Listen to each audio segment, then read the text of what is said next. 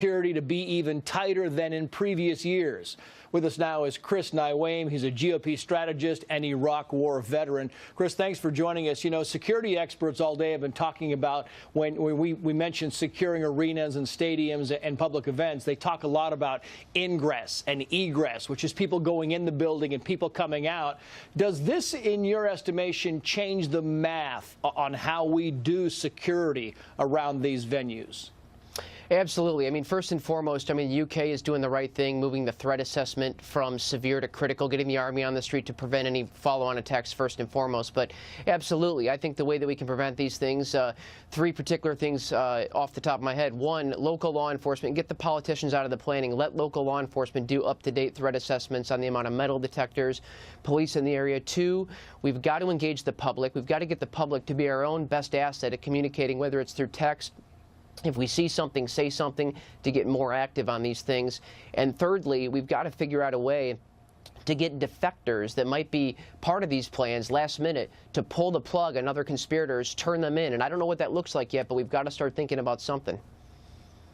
I'm curious, when you go back to the see something, say something thing, Chris, you know, you say we got to have the public notify us. You know, you look at this attack in Manchester and you have this 22-year-old guy and he actually goes through Victoria Station, right? And he comes up to this and there's been no calls. There were 250 calls right after the explosion, but there were no suspicious calls. What is it you think this profile, what are people looking for in something like this guy walking up to a venue with a device that was highly lethal?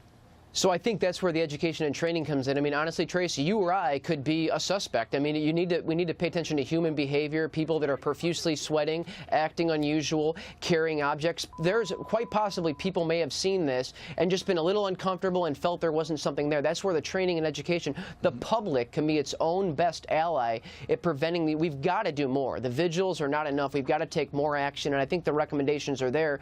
We just, as policymakers, we need to pressure policymakers to empower local police chiefs to do what's necessary to prevent these things. You know, I was interested, Chris, I was reading today that the people who manage the Manchester arena, they came out today and they said, you know, this happened outside the box office. It happened outside of the arena, and we are not charged with patrolling the areas, the common areas, the public areas. That's not our job. And really, you know, people would say, well, what do you mean that's not your job? It's kind of a lot of people coming in and going, but you can't patrol every area. You can't patrol every street corner with a couple of hundred people on it. You just can't do that. So are there going to be calls saying at arenas here, and like we talked about the John Legend concert down in Texas, are there now going to be calls, okay, now you have to have cops wherever people are gathered, and then it becomes like a militarized zone?